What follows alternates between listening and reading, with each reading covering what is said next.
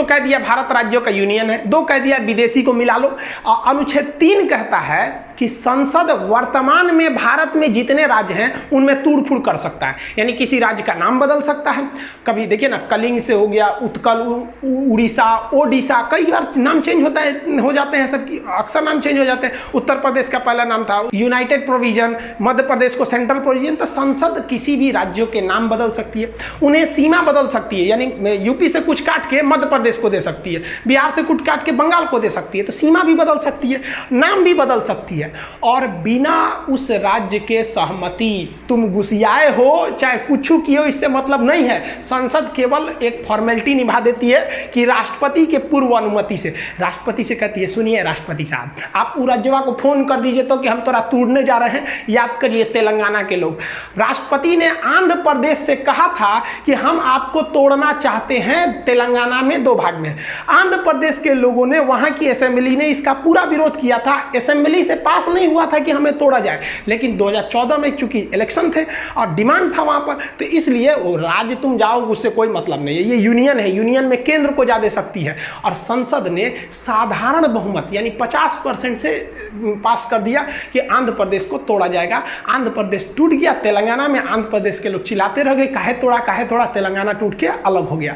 तो अनुच्छेद 2 कहता है कि विदेशी को मिलाइए, और 3 कहता है जो मिलल है तो उन्हें को घोर घार के थूर थार के जैसे करना है करिए, बिना उस राज्य की अनुमति के। इसके कुछ छोटे छोटे एग्जाम्पल देखिए। मध्य प्रदेश से तोड़ दिया गया छत्तीसगढ़ को 1 नवंबर सन 2000 को, उत्तर प्रदेश से तोड़ दिया गया उत्तराखंड को 9 नवंबर सन 2000 को, और बिहार से तोड़ दिया गया झारखंड को सन 15 नवंबर सन 2000 को। और जम्मू कश्मीर के लोग चिल्ला रहे थे 370। अरे भाई साहब, आप पढ़े, क्लास काहे नहीं किए? असल में उस समय हम यूट्यूब पर क्लास नहीं लेते थे।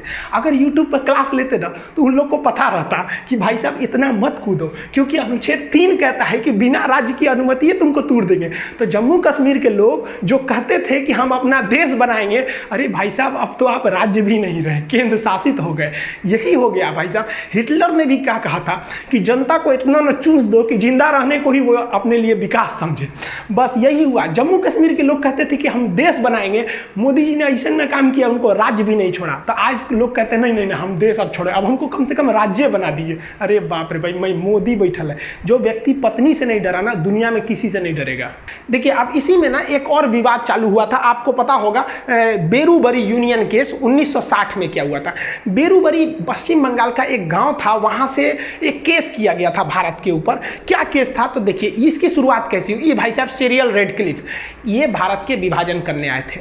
2 दिन में भारत का विभाजन करके रख दिया ये आदमी। सोचिए, ये भारत को कभी जानता नहीं था कि यहाँ कई तरह की भाषाएं बोली जाती हैं, यहाँ कई धर्म रहते हैं, धर्म के नाम पर यहाँ कितनी लड़ाइयाँ लड़ी जाती हैं आज़ादी से पहले से लेकर आज तक में। ये आया टेबल पे भारत का नक्शा रखा और काटना चालू कर दिया। यहाँ से ले लिया, इसने कहा कि भाई साहब ये वाला रहेगा, ये इधर से, ये इधर पाकिस्तान, एगो इधर खींच दिया, ये हो गया बांग्लादेश। इसी का नाम हो गया कि सीरियल रेडक्लिफ, जिसे आप शॉर्टकट में रेडक्लिफ लाइन कहते हैं। इसने कैसे किया तो नक्शा लिया भारत का, जितने इधर पुलिस स्टेशन थे ना, सारे पुलिस स्टेशन पर ऐसे डॉट डॉट बनाया, सबको खींच दिया। कहा कि लो इधर वाला पाकिस्तान इधर, तुम इधर भी कहा, अच्छा इसको भी बांटना है, पूर्वी पाकिस्तान को भी, कोई दिक्कत नहीं। सारा पुलिस स्टेशन को मिलाया, घचाक से एक लाइन खींच दिया, हो गया।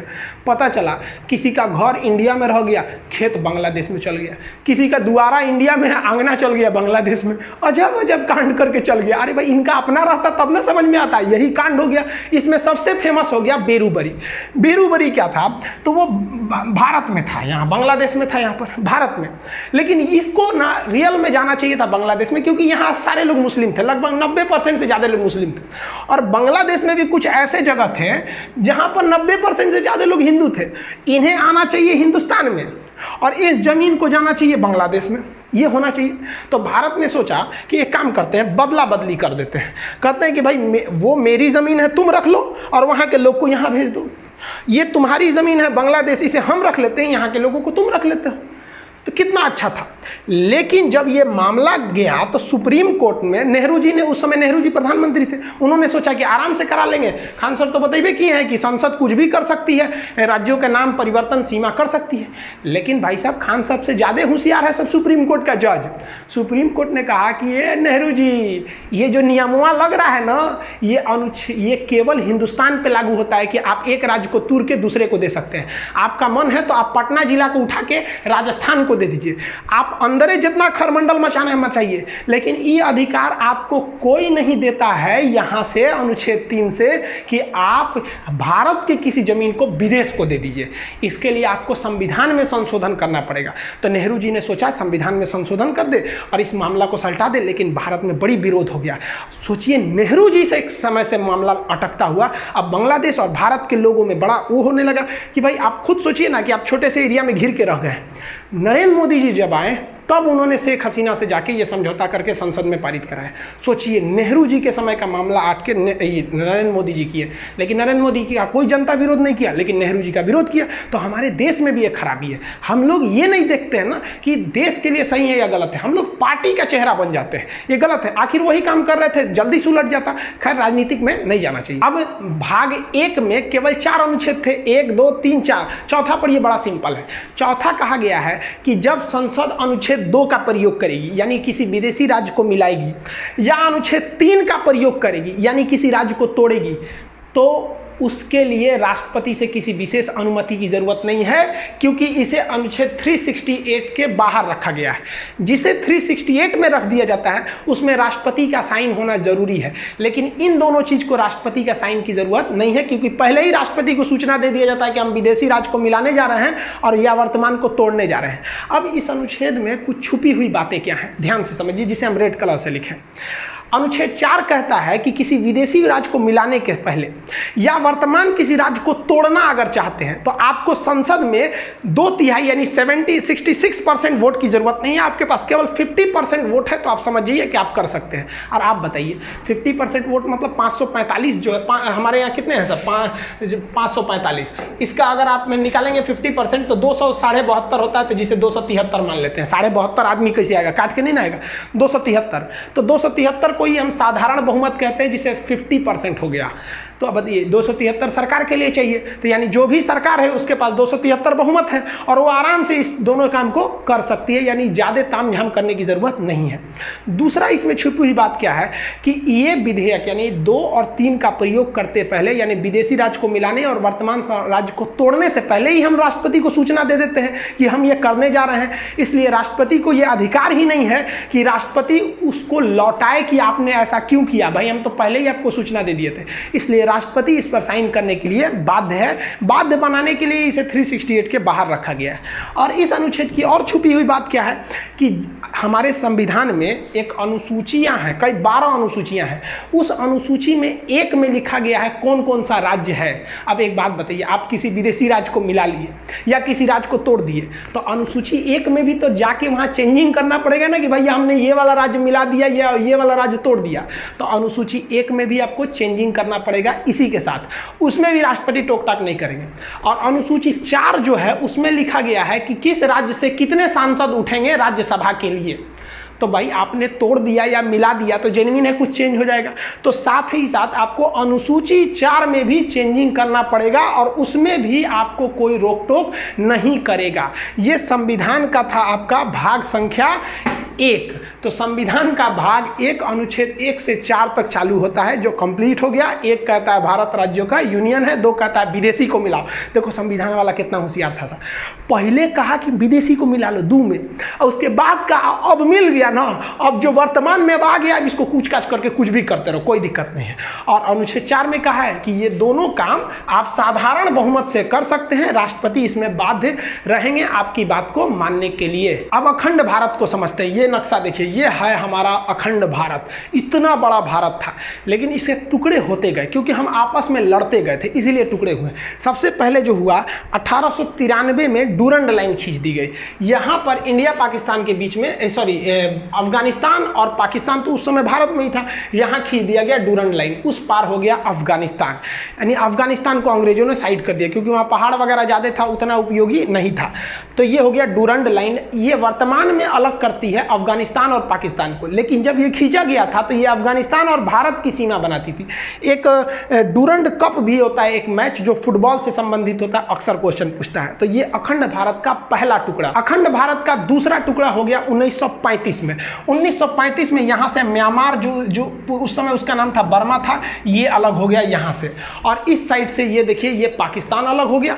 अब पाकिस्तान का विभाजन इस आधार पर हुआ था कि जिधर मुस्लिमों की संख्या ज़्यादा है उसे पाकिस्तान बना दिया जाए। तो इधर भी मुस्लिम ज़्यादा थे तो ये हो गया पश्चिमी पाकिस्तान और ये हो गया पूर्वी पाकिस्तान, जो आगे जाकर बांग्लादेश हो गया। इस पर एक अलग वीडियो बना दिए हैं, बांग्लादेश कैसे अलग हुआ था। अब बच गया हिंदुस्तान, इतना बढ़िया। अब ये हो गया आपका सीरियल रेड क्लिप रेखा जो भारत पाकिस्तान को विभाजन करती है। और भारत बांग्लादेश के बीच जो है बॉर्डर, उसे हम लोग जीरो लाइन के नाम से जानते हैं। भारत को जब आज़ादी मिली तो भारत का निर्माण करना इतना आसान नहीं था और वल्लभ भाई पटेल को कोई ऐसा ही लौह पुरुष नहीं कहता है। ये भारत का नक्शा देखिए, यहाँ जो आप रेड कलर वाला एरिया देख रहे हैं, केवल वहीं पर अंग्रेज शासन करते थे, जबकि पीले वाले एरिया में भारतीय राजाओं का शासन था जो अंग्रेजों के चमचे बने हुए घूम रहे थे। तो अंग्रेजों के जो चमचे बने के घूम रहे थे तो उन्हें हम लोग देसी रियासत कहते थे। तो जब देश आज़ाद हुआ तो भारत में कई देसी रियासत थे। तो अंग्रेजों ने कहा कि देखिए भाई साहब, ये जो मेरा ब्रिटिश वाला एरिया हम तो आपको दे ही देंगे, लेकिन उन्होंने इस पीले वाले क्षेत्र से कहा कि आप या तो पाकिस्तान में मिल जाइए या तो भारत में मिल जाइए, आपका मन तो आप स्वतंत्र राज्य भी बना सकते हैं, एक देश भी बना सकते हैं। तो पाकिस्तान में कुल 13 देसी रियासतों ने विलय कर लिया। इसकी बात छोड़िए, यहाँ पर भारत की बात करते हैं। भारत में जो प्रिंसली स्टेट थे, जो देसी रियासत थे, उनकी संख्या 552 थी। इन 552 राज्यों को मिलाकर एक फेडरेशन बनाना संभव नहीं था, क्योंकि फेडरेशन बनाते तो फिर टूट जाते हैं। इसलिए सरदार पटेल की जिम्मेदारी दी गई कि इसको मिलाकर यूनियन बनाइए। इस काम में 3 लोगों की महत्वपूर्ण भूमिका है। सरदार पटेल, वीपी मेनन उस समय के आईएएस अधिकारी सचिव हुआ करते थे, और माउंटबेटन का भी योगदान है। ये तीनों क्वेश्चन पूछता है। एक बार एग्जाम में पूछा था कि राज्यों के एकीकरण में किसका योगदान था, सरदार पटेल और वीपी मेनन का नाम ही नहीं था, तो उस समय आप लगाएंगे माउंटबेटन को। इन तीनों लोगों की ने मिलकर 552 राज्यों को आपस में मिला दिया। लेकिन 3 राज्य ससुरे बड़ी मनबड़ था सब। अब वो 3 राज्य कौन कौन से, तो भाई एक हैदराबाद, यहाँ देखिए ये जो देख रहे हैं ना, ये पहले एक स्टेट हुआ करता था हैदराबाद, आज भले एक शहर है, एक स्टेट हुआ करता था। हैदराबाद के राजा का अलग ही डिमांड था, उनको अलग राज्य चाहिए था। अरे भाई साहब, भाई ये अलग देश कहाँ बनाएंगे बिचुआ में से, यहाँ से अलग देश के लिए। लेकिन यहाँ पर अराजकता फैल गई, मारपीट बहुत होने लगा। तो सरदार पटेल ने चारों ओर से पुलिस भेज दिया। चारों ओर से वो आर्मी थी, पुलिस की वर्दी में गई थी, जिसका नाम दिया गया ऑपरेशन पोलो। ऑपरेशन पोलो के तहत हैदराबाद को भारत में मिला दिया गया। इनके स्वतंत्र देश का सपना हमेशा के लिए टूट गया यहाँ पर। तो ये ऑपरेशन पोलो सफल हुआ। दूसरा ये वाला राज्य था जूनागढ़। जूनागढ़ क्या था कि जूनागढ़ की जनसंख्या जो थी, अधिकतर जनसंख्या हिंदू थी, लेकिन वहाँ के राजा जो थे वो मुस्लिम थे। तो जूनागढ़ ने कहा कि नहीं भाई, हम पाकिस्तान में जाना चाहते हैं। अरे भाई साहब, तू यहाँ से पाकिस्तान में कैसे जाएगा। तो सरदार पटेल ने जूनागढ़ में रेफरेंडम करा दिया, जनमत संग्रह। वहाँ के लोगों से पूछा आप कहाँ रहना चाहते हैं। ज़्यादातर लोगों ने कहा हिंदुस्तान में रहना चाहते हैं। बस जैसे हिंदुस्तान में रहना चाहते हैं, ये वाला भी मैटर सॉल्व हो गया। लेकिन अलग मैटर हो गया जम्मू कश्मीर के साथ। जम्मू कश्मीर की सिचुएशन थोड़ी अलग थी। यहाँ जनता ज़्यादातर मुस्लिम थी, लेकिन राजा हिंदू थे, राजा हरि सिंह। और राजा हरि सिंह ने अलग टाइप का डिसीजन ले लिया। उन्होंने कहा कि ना हम भारत में मिलेंगे और ना ही हम पाकिस्तान में मिलेंगे, हम एक अलग देश बनाएंगे। तो अंग्रेजों ने तो खुली छूट दी थी कि भाई जिन्हें अपना देश बनाना है बना लें। तो भारत ने कुछ नहीं किया, और लेकिन पाकिस्तान ने ना वहाँ से दगाबाजी किया। पाकिस्तान आतंकवादियों को घुसा दिया इस एरिया में, धड़ाधड़ यहाँ आतंकवादियों का पूरा घुस गया सब। इतना एरिया में आतंकवादी पूरा घुस गए थे सब। अब राजा हरि सिंह को लग गया कि अगर हम अपना देश बनाने के लिए चलेंगे ना तो मेरा परिवार भी नहीं बचेगा। तो भागे भागे आए नेहरू जी के पास, है नेहरू जी बचा लीजिए, हमको पाकिस्तान मार रहा है। तो नेहरू जी कहा हाँ एकदम बचा लेंगे हम। सरदार पटेल जी देखिए तो बचाइए इनको। तो सरदार पटेल कहे छोड़ दीजिए ओकरा, बड़का होशियार बनते थे, अलगे देश बनाएंगे, जो देश बनाओ, हमरा कौन चीज घटल है कि हम तोरा बचाने आएंगे, काय लिए बचाएंगे। तो हरि सिंह ने कहा कि महाराज पटेल जी बचा लीजिए। तो सरदार पटेल ने कहा कि 21 शर्त पे बचीबो, पहले तुम साइन करो किस पर, एनेक्सेशन पर। तो उसने साइन किया इंस्ट्रूमेंटल ऑफ एक्सेशन, मतलब विलय पत्र पर साइन किया 26 अक्टूबर 1947 को कि हम अब भारत में मिल रहे हैं। तो सरदार पटेल ने कहा इन होशियारी हुआ, अब हम सेना भेजते हैं। तब यहाँ से भारत में सेना भेजा गया और भारत की सेना उनको खदेड़ दिया यहाँ पर। और भारतीय सेना उस समय बहुत ही बहादुरी से लड़ी थी, और वो क्योंकि अंग्रेज हमें अंधेरी गली के मुहाने पे छोड़ के चले गए थे और स्टार्टिंग में युद्ध झेलना पड़ गया था। और इस वक्त में नौशेरा में पाकिस्तानी फौज बहुत बहादुरी से लड़ रही थी, वो सब बहुत खतरनाक लड़ रहे थे। तो भारत के ब्रिगेडियर थे उस समय ब्रिगेडियर उस्मानी ने कहा कि जब तक हम पाकिस्तानियों को खदेड़ नहीं देते तब तक हम जमीन पे सोएंगे, इसलिए उन्हें नौशेरा का शेर कहा जाता था। और इनके बदौलत बहुत पूरे भारतीय सैनिक की बहादुरी के बदौलत यहाँ लड़े, और यही वाला एरिया जब तक भारतीय सेना पहुंचे पाकिस्तान कब्जा कर चुका था, जिसे आज भी हम पीओके के नाम से जानते हैं। और यही सीज फायर बन गया और कश्मीर भी भारत का एक अंग बन गया। सरदार पटेल, वीपी मेनन और लॉर्ड माउंटबेटन ने मिलकर 552 देसी रियासतों को तो मिला दिया, लेकिन चौपट कर दिया कब? जब भारत का संविधान लागू हुआ 1950 में भारतीय राज्यों को 4 कैटेगरी में बांट दिया गया। इस टाइप में बांटा गया, ABCD टाइप में बांट दिया गया। ए में किसे रखा गया? वह एरिया जहां पर अंग्रेजों का शासन था। बी में रखा गया वह एरिया जहां देसी रियासतों का शासन था। सी में रखा गया वह एरिया जहां वह बड़े शहर जहां अंग्रेज न केवल उस शहर पर कब्जा कर रहे थे, जैसे अजमेर के अगल बगल में नहीं किए थे, मेन सिटी अजमेर, भोपाल, इस सब टाइप में, तो उसे कमिश्नरी स्टेट कहा गया, उसे सी टाइप में रखा गया था। और डी में तो यूनियन टेरिटरी, जिसमें केवल आपका अंडमान निकोबार था। तो इस तरह से भारत थे साहब। अजी बताइए नहीं, इस तरह से भारत का नक्शा था। देखिए ना, ये अजमेर अलग है, भोपाल अलग है, इस टाइप का। मैसूर में अलग था, कमिश्नर का शासन चल रहा था, अलग अलग टाइप का था भाई, प्रिंसरी स्टेट वगैरह थे। तो अब क्या किया जाए प्रिंसरी स्टेट में? अब इसका शासन करने में बड़ा दिक्कत होता था, तो इसको बेहतरीन ढंग से बनाने के लिए कई कमिटीज़ का गठन किया गया, जिसमें सबसे पहली कमेटी थी इलाहाबाद हाई कोर्ट के जज एस.के. धर कमीशन, जिसे एस.के. धर आयोग कहते हैं, 1948 में बैठी थी। इनसे कहा गया क्यों ना हम भाषा के आधार पर राज्य बना दे, कि जहाँ पंजाबी भाषा बोली जा रही है पंजाब, जहाँ कन्नड़ बोली जा रही है कर्नाटक, इस तरह से जहाँ गुजराती है तो उसे गुजरात। तो एस.के. धर ने कहा कि ये सरासर गलत होगा।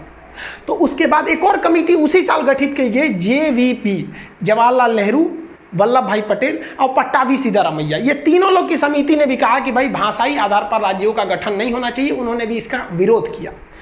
लेकिन इसी कड़ी में एक बहुत बड़ा मोड़ आ गया। मोड़ आया 1952 में।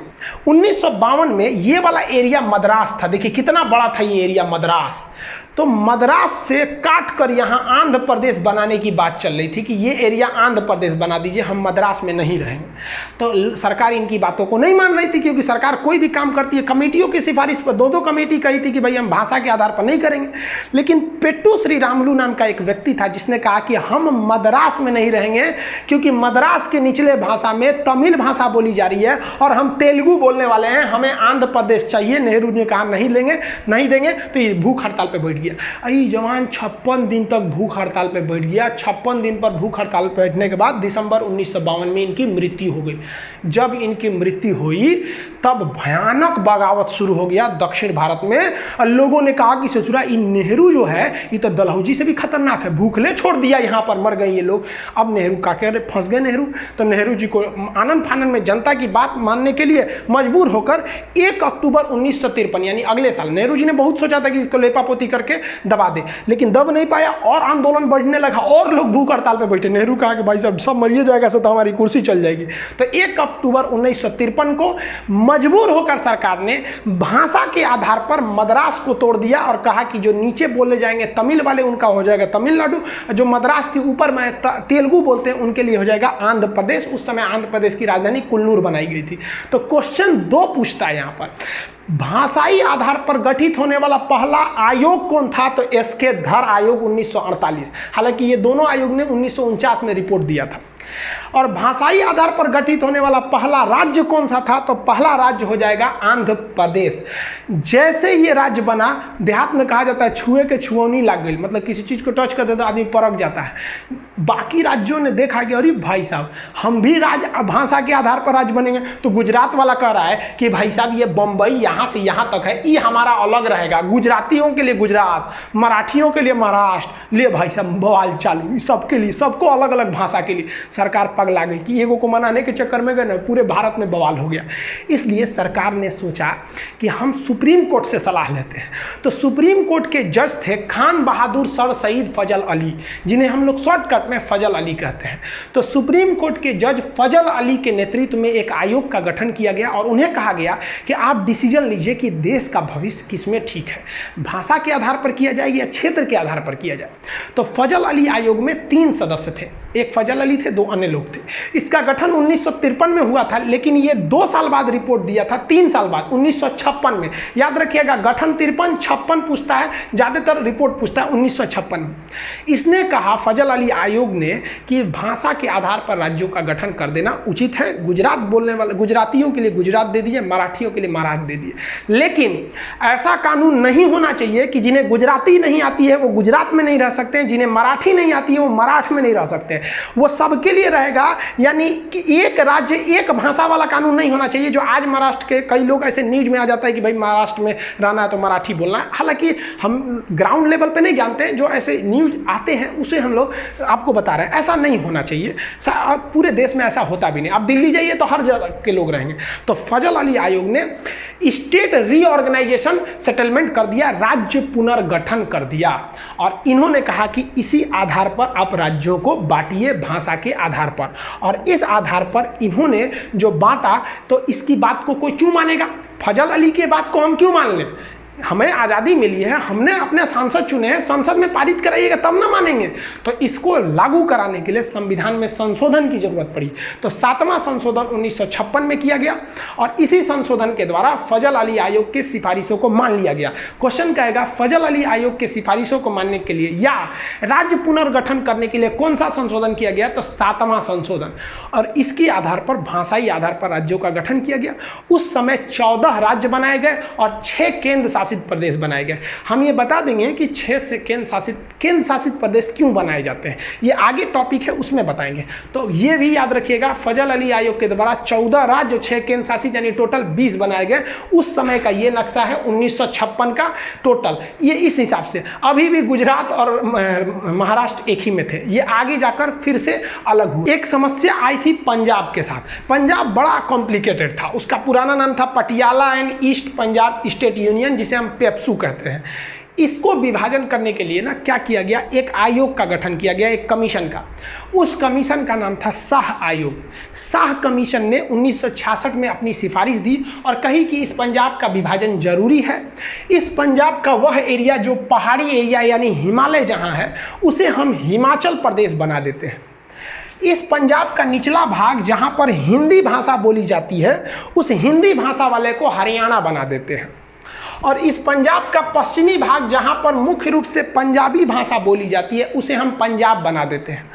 और पंजाब और हरियाणा के बीच एक कॉमन एरिया बना देते हैं जो दोनों की राजधानी रहेगी, जिस पर किसी का अधिकार नहीं रहेगा, उस पर राष्ट्रपति का अधिकार रहेगा, केंद्र शासित प्रदेश रहेगा, यूनियन टेरिटरी यानी यूटी बना दिया जाएगा, उसे चंडीगढ़ कह देंगे।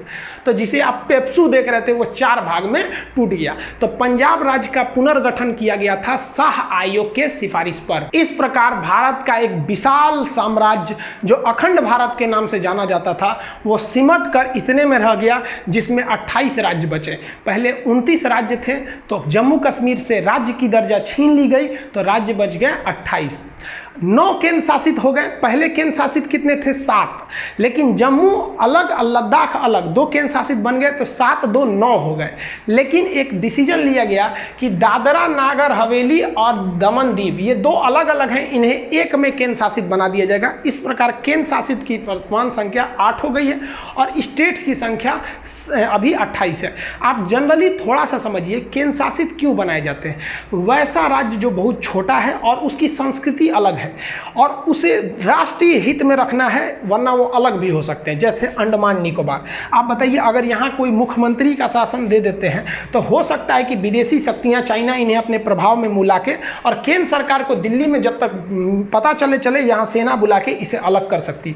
इसलिए सरकार ने इसे केंद्र शासित बना दिया कि यहाँ मुख्यमंत्री रहेगा नहीं, सीधे यहाँ क्या हो रहा है ये दिल्ली डिसाइड करेगी। जैसे यहाँ लक्षद्वीप पाकिस्तान इधर से आके भी मिला सकता है, मुख्यमंत्री को पैसा वैसा दे देगा, कह के तुमको और कर देंगे, भाई कुछ भी हो सकता है। इसलिए कहा गया भाई साहब यहाँ तुम ताम झाम करबे नहीं करो, यहाँ का सारा डिसीजन दिल्ली लेगा। ऐसे ही पाकिस्तान यहाँ पे कर रहा था जम्मू कश्मीर में, मोदी जी ने कहा कि एक काम करे भाई, तुम राज्य रहबे नहीं करेगा, मुख्यमंत्री वगैरह नहीं रहोगे यहाँ पर। मुख्यमंत्री क्यों बनाए जाते हैं, वहाँ विधानसभा होती है।